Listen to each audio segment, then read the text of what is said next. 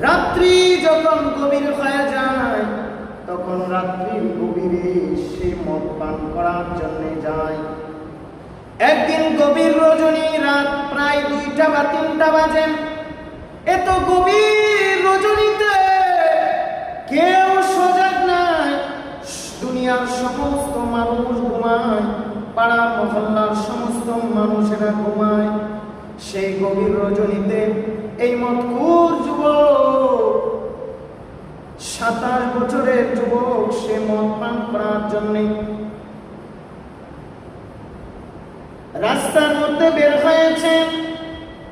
যখন ওই রাস্তা দিয়া বের হয়েছে মদ পান করার জন্য, হঠাৎ রাস্তার মধ্যে দেখতে পাই কিছুক্ষণ যাওয়ার পরে একটা ছোট শিশু বাচ্চা, 6-7-8 বছরের একটা বাচ্চা রাস্তার পাশে লাইটের নিচে দাঁড়িয়ে দাঁড়িয়ে কোরআন তেলাওয়াত করতেছে। যখন গভীর রজনী হয়ে যায়, গভীর রজনীতে যখন কোনো মানুষ এইভাবে কোরআন তেলাওয়াত করতে থাকে, তাও আবার একটা ছোট বাচ্চা, আমাদের সামনেও যদি এমন অবস্থা হয়ে যায়, সকলেই দাঁড়াবে, অথবা মনের ভিতরে একটা ভয় কাজ করবে যে এই বাচ্চাটা এত রাত্রে, এত ছোট বাচ্চা কেনই বা এখানে দাঁড়ায় দাঁড়ায় কোরআন তেলাওয়াত করে? তার মনে কি ভয় লাগে না? নাকি সে জিন মানুষের সামনে এইভাবে লাইটের নিচে দাঁড়ায় দাঁড়ায় কোরআন তেলাওয়াত করে? তারপরেও যুবক এই দৃশ্য দেখার পরে মনের ভিতরে বড় সাহস নিয়ে সেই যুবকটা এই বাচ্চার কাছে দাঁড়িয়েছে। বাচ্চার কাছে দাঁড়ায় দাঁড়ায় বলতেছে, শিশু, তুমি তোমার মনোমুগ্ধকর তেলাওয়াত আমার একটু শোনাও না। এই যুবককে যখন দেখেছে, শিশু বাচ্চাটা কোরআন তেলাওয়াত বন্ধ করে দিয়েছে, কিন্তু ওই মদখোর যুবক শিশুটাকে ডাক দেয়া কয়, এ শিশু, হে বাচ্চা, তুমি একটু তোমার আল্লাহর কালাম একটু আমারে শোনাও না। তুমি যেই সুরে তেলাওয়াত করতেছিলে সেই সুর দিয়া, কণ্ঠ দিয়া আমার মালিকের কোরআন আমাকে একটু শোনাও। এই কথা যখন বলেছে, এই কথা বলার পর আমার যুবক ভাইরা, আমার বৃদ্ধ বাবারা, সেই শিশু বাচ্চাটা যে কিনা গভীর রজনীতে কোরআনে কারীম তেলাওয়াত করতেছে, সেই বাচ্চাটা আবার কোরআনে কারীম তেলাওয়াত করা শুরু করেছে। এইদিকে মদখোর যুবক সে কোরআন তেলাওয়াত শুনে শুনে চোখ দ্বারা বেয়ে বেয়ে পানি পড়তেছে। অটোমেটিক তার চোখ দিয়া পানি পড়তেছে। মুহতারাম হাজিরিন, এই মদখোর যুবক যখন কোরআনে কারীমের তেলাওয়াত শুনতেছে, শোনার পরে যখন তার এই চোখ দিয়ে বেয়ে বেয়ে পানি পড়তেছে, তখন ছোট বাচ্চাটাকে বলতেছে, আরে ভাই, তুমি কেন এই গভীর রজনীতে তুমি কোরআনে কারীম তেলাওয়াত করতেছো? তাও আবার রাস্তার পাশে দাঁড়ায় দাঁড়ায়। তোমার কি বাড়িতে কোনো জায়গা নাই? বাড়িতে কোনো জায়গা থাকার মতো জায়গা নাই, কোনো বাসা নাই, এবং তোমার কাছে কি কোনো হারিকেন নাই যে তুমি সেই হারিকেনের আলো দিয়া বাড়ির মধ্যে বসে বসে কোরআন তেলাওয়াত করবে? মুহতারাম হাজিরিন, তখন এই ছোট বাচ্চাটা তার জীবনের এক ইতিহাস বলে দিল। এই ছোট বাচ্চাটা মদখোর যুবককে বলতেছে, আরে ভাই, আমি একজন এতিম মানুষ, আমার বাবা নাই, আমার বাবা কিছুদিন পূর্বে মারা গেছে।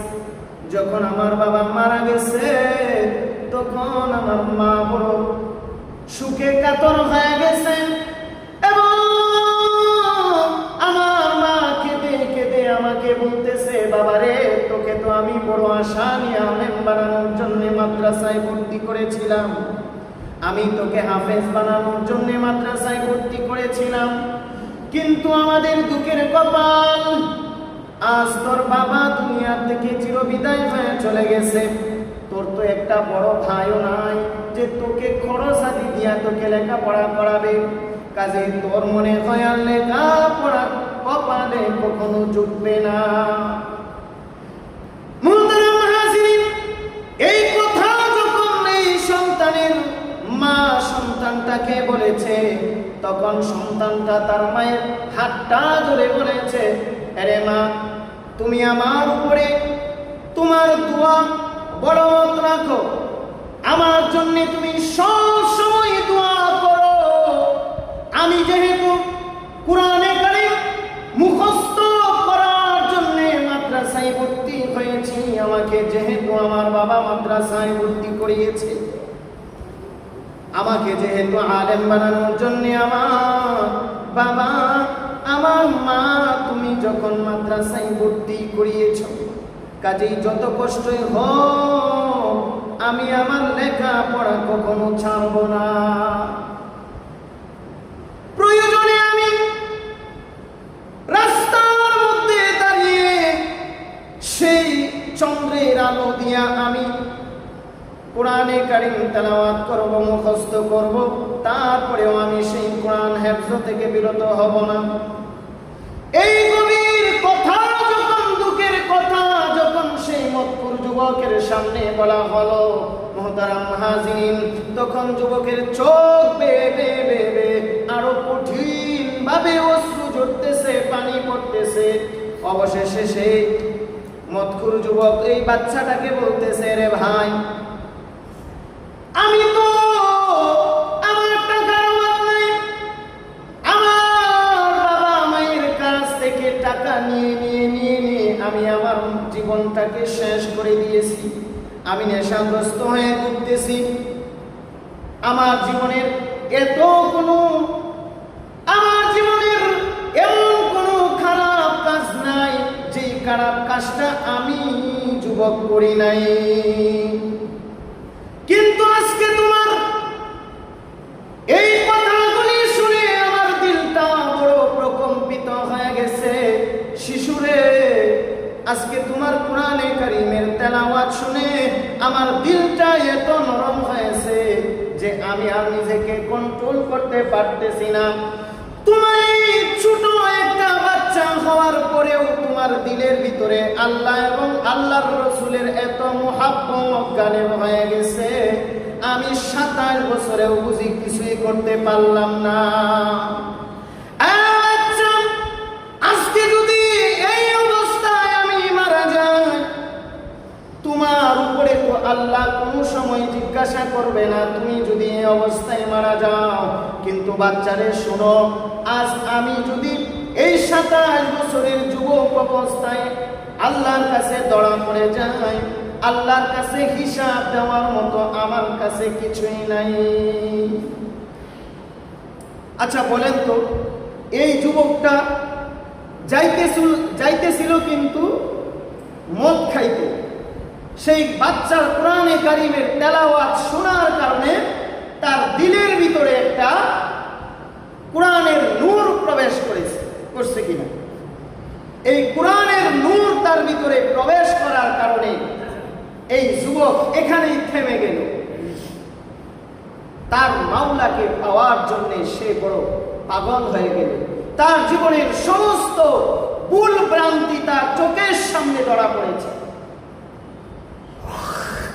মুহতারাম হাজিরিন, অবশেষে এই মক্কুর যুবক এই শিশু বাচ্চাটাকে বলতেছে, আরে ছোট ভাই, আমার জীবনে এমন কোনো খারাপ কাজ নাই যে এটা আমি আমার জীবনে করি নাই। কাজে আজকে থেকে আমি ওয়াদা করতেছি, আমি প্রতিদিন যে টাকা দিয়া আমি মদ পান করতাম, যে টাকা দিয়ে আমি মদ কিনতাম, আজকে থেকে আমি ওয়াদা করতেছি, আজকে থেকে তোমার হাতে হাত রেখে আমি ওয়াদা করতেছি, আমার প্রতিদিনের মদের টাকাটা আমি আর মদ খানায় খরচ করব না, বরং আমার মদের টাকাটা আজকে থেকে আমি তোমার কোরআন শিক্ষার পিছনে ব্যয় করব।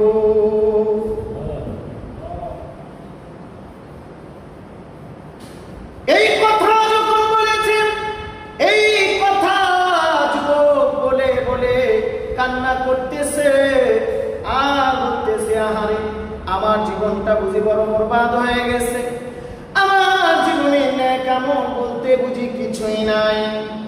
বাচ্চাটাকে বলতেছে, রে ভাই, আজকে থেকে আমি যেই টাকা তোমাকে দিব, সেই টাকা দিয়ে ভাই তুমি একটা হারিকেন কিনে তুমি সেই হারিকেনের আলো দিয়ে তুমি তোমার লেখাপড়া চালিয়ে যাবে, এবং অতিরিক্ত টাকা দিয়ে তুমি তোমার লেখাপড়ার খরচ চালিয়ে যাবে। এইভাবে মুহতারাম হাজিরিন, প্রতিদিনের টাকা সেই শিশু বাচ্চাটাকে যখন এই যুবকটা দিয়ে দিতেছে, হঠাৎ করে যুবকের মূল এখান থেকেই ঘুরে যাচ্ছে।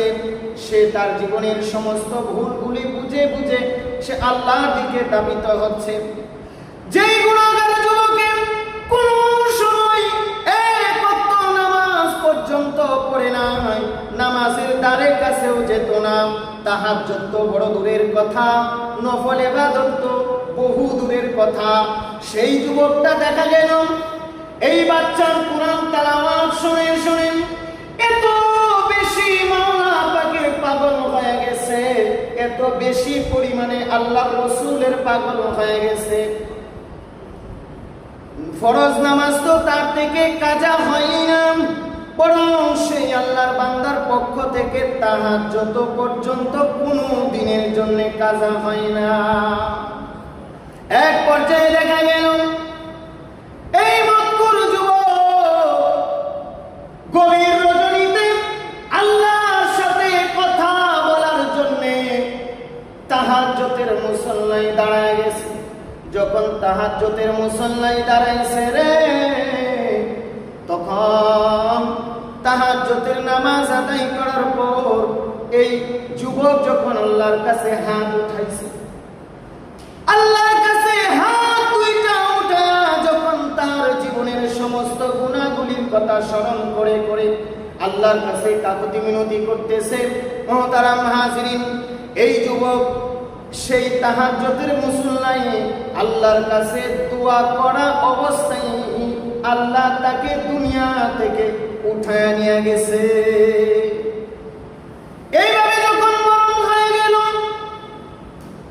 গ্রামের সমস্ত মানুষেরা বলা বলি করতেছে, এই গ্রামবাসী, এই যুবকের দাফন কাফন তোমরা কেউ করবে না, কারণ হলো এই যুবক এত বেশি পরিমাণে নেশাগ্রস্ত ছিল, এই যুবক এত বেশি পরিমাণে নেশাগ্রস্ত ছিল, এই যুবকের কারণে আমাদের সন্তানেরা প্রত্যেকটা সন্তান আজকে নেশাগ্রস্ত হয়েছে। এই যুবক আমাদের সমাজের প্রত্যেকটা সন্তানকে নেশাগ্রস্ত বানিয়ে দিয়েছে। কাজে যেই যুবকের কারণে আজ আমাদের প্রত্যেকটা ঘরের ভিতরে এত অশান্তি তৈরি হয়েছে, সেই সন্তান মারা গেছে, আজকে এই সন্তানের এই যুবকের কাফন দাফন এবং জানাজা কেউ পড়াতে পারবে না। মুহতারাম হাজিরিন, এলাকার মানুষ যখন এই কথার উপরে একত্রতা পোষণ করেছে, কেউ সেই লাশের কাছে যায় না, কেউ সেই লাশটাকে ধরে না, গোসলও দেয় না। গোসল না দেওয়ার কারণে সারাদিন পর্যন্ত এইভাবে পড়ে থাকলো। অবশেষে সন্তানটার, এই যুবকের মা বেঁচে আছে, মা কি আর করবে, যেহেতু এলাকার মানুষ সন্তানের কাছে আসে না। অবশেষে সেই দুঃখিনী মা এই যুবক সন্তানটাকে টেনে টেনে একটা গর্তের কাছে নিয়ে গেছে। মা নিজেই সেখানে গর্ত করেছে। গর্ত করার পরে মা মহিলা মানুষ কিভাবে কবর করবে জানে না, এবং কিভাবে কাফন দাফন চড়াবে তাও তো জানে না, বাঁশ কিভাবে কাটবে। একা একা তো একটা লাশকে মাটি দেওয়া সম্ভব না। অবশেষে দুঃখিনী মা যেহেতু এলাকার মানুষ, সন্তান তার কাছে যায় না, কি আর করবে, করার কিছু নাই। মা সন্তানটাকে টেনে টেনে হেসড়ে হেসড়ে সেই গর্তের কাছে নিয়ে সন্তানটাকে গর্তের ভিতরে ফেলে দেয়, এমনকি সেটাকে দামা চাপা দিয়ে মাটি দিয়ে রেখে আসে। কিন্তু এই যুবকটা যে আল্লাহর বড় প্রেমিক, এই যুবকটা যে আল্লাহর বড় মানুষ, আল্লাহর বড় আশিক হয়ে গেছে, এই যুবকটা যে বড় আল্লাহর ওলি হয়ে গেছে, এটা এলাকার মানুষ কিন্তু জানে না। যদি জানতো তাহলে কি আর তারা দূরে থাকতো না? যখন মা সন্ধ্যাবেলা এই সন্তানটাকে চাপা মাটি দিয়ে মাটির ভিতরে রেখে আসলো, এলাকার মানুষ সবাই ঘুমিয়ে গেলেন। ঘুমিয়ে যাওয়ার পর আল্লাহ রাব্বুল আলামিন এলাকার প্রত্যেকটা মানুষকে স্বপ্নে দেখাইতেছেন। দেখেন কোরআন একটা মানুষের অন্তরের ভিতরে কি রকম ভয় আল্লাহর প্রতি, আল্লাহ রাসূলের প্রতি তৈরি করে, এটার একটা জ্বলন্ত উদাহরণ। এলাকার মানুষ যখন সবাই ঘুমিয়ে যায়, ঘুমিয়ে যাওয়ার পরে আল্লাহ রাব্বুল আলামিনের পক্ষ থেকে ঘোষণা এসেছে, আল্লাহ রাব্বুল আলামিন এলাকার প্রত্যেকটা মানুষকে স্বপ্ন যুগে দেখায় দেন। আল্লাহ বলেন, এরে মানুষ, এই যে মতপুর যুবকটা গতকালকে ইন্তেকাল করেছে, এই যুবকটাকে যদি তোমরা সুন্দর করে কাফন দাফন চড়িয়ে ভালোভাবে জানাজা পড়িয়ে যদি তোমরা মাটি দিতে পারো, তাহলে শুনে রাখো, শুনে রাখো, আমি আল্লাহ যারাই এই যুবকটাকে সুন্দরভাবে কাফন দাফন চড়িয়ে জানাজা পড়িয়ে মাটি দিবে গো, আমি আল্লাহ তাদের সকলকেই মাফ করে দিব। বলেন না সুবহানাল্লাহ। এই কথা যখন আল্লাহ রাব্বুল আলামিন স্বপ্ন যুগে এলাকার মানুষদেরকে জানায় দিলেন, আমার যুবক ভাইরা, তখন সকাল যখন হয়ে গেছে ফজরের নামাজে, ফজরের নামাজের আগে একজন মুরব্বী উঠে গেছেন। একজন মুরব্বী উঠে তার শরীরটা বড় কাতর হয়ে গেছে, বড় দিশেহারা হয়ে গেছে। আরে কি যেন আজকে স্বপ্নে দেখলাম, এটা কি দেখলাম? সে মনে করেছিল আমি বুঝি একাই দেখেছি, তার ঘুম আসতেছে না। ফজরের আগ মুহূর্তে তাহাজ্জুদের সময় এই বৃদ্ধ লোকটা বাড়ির আঙ্গিনায় ঘোরাফেরা করতেছে। এমনকি হঠাৎ করে দেখে তার ছোট ভাইও ঘোরাফেরা করে। কয়, ভাই কেন এইভাবে ঘোরাফেরা করতেছো? কেমন যেন কি যেন তোমার হারায় গেছে।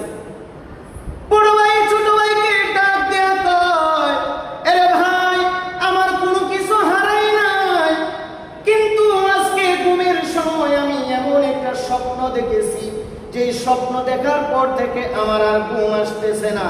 কয়, কি স্বপ্ন?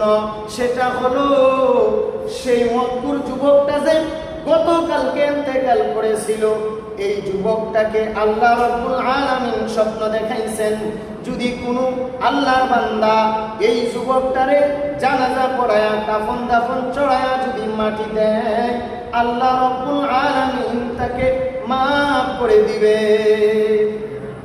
এই কথা যখন বড় ভাই ছোট ভাইকে বলেছে, তখন ছোট ভাই বড় ভাইকে ডাক দেয়া কয়, আরে ভাই, আমিও তো এই স্বপ্নটাই আজকে দেখেছি। তখন তারা ফজরের নামাজে মসজিদে গেল। একে একে এলাকার মানুষ সবাই মসজিদের ভিতরে হাজির। মসজিদেও জায়গা হইতেছে না। ছোট থেকে বড়, বড় থেকে বৃদ্ধ, সকল মানুষ সেদিন ফজরের নামাজে উপস্থিত। মসজিদের ইমাম সাহেব বলতেছে, আরে একই কারবার, একই কারবার। ফজরের সময় 1-2 জন মুসল্লি, সর্বোচ্চ হইলে 1-2-3 হানি, এর উপরে তো হয় না। কিন্তু মসজিদ পরে পাশে মসজিদের সামনের জায়গাগুলো ভরে গেছে।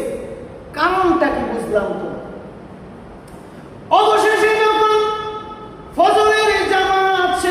করেছে। ফজরের জামাত শেষ করে এলাকার মুসল্লিরা সবাই বলতেছে, আজকে এমন একটা স্বপ্ন দেখেছি রে। সেই মক্কুর যুবকের ব্যাপারে আল্লাহ রাব্বুল আলামিন আমাদেরকে স্বপ্ন দেখাইছেন। যদি কোনো মানুষ এই মক্কুর যুবকের জানাজা পড়ায়, আল্লাহ নাকি তারে মাফ করে দিবেন, এমনকি জান্নাতবাসী করে দিবেন। তোমরা সবাই কি এই স্বপ্ন দেখেছো কিনা? সবাই বলেন, হ্যাঁ, আমরাও তো এমন স্বপ্নটা দেখেছি। এই কথা যখন এলাকার সমস্ত মানুষ শুনতে পেরেছে, তখন মুহতারাম হাজির, শিশুরাও এই যুবকের জন্য কান্না করে, সুখে বড় কান্না আসতেছে। যুবকেরাও কান্না করে, বৃদ্ধরাও কান্না করে, মহিলারাও কান্না করে, সকলেই কান্না করে। যে বাঁশ কাটতে গেছে সেও কাঁদে, আর যে খাটিয়া আনতে গেছে সেও কাঁদে। যে বাজারে কাপড়ের কাপড় আনার জন্য গিয়েছে সেও কাঁদে, যে পানি গরম করতে গেছে সেও কাঁদে, যে গোসল করানোর জন্য রেডি হয়ে গেছে, কবর থেকে উঠানোর জন্য লাশটাকে গিয়েছে, তারাও কাঁদে। সকলের কান্না। এইভাবে কান্না করতে করতে করতে করতে সেই যুবকটাকে তখন মাটি দিল। সুন্দর করে যখন জানাজা পড়িয়ে ভালোভাবে মাটি দেওয়া হলো, মুহতারাম হাজিরিন, পরবর্তীতে স্বপ্নে দেখাইলেন আল্লাহ রাব্বুল আলামিন এই এলাকার প্রত্যেকটা মানুষকে আল্লাহ সুবহানাহু ওয়া তাআলা মাফ করে দিয়েছে।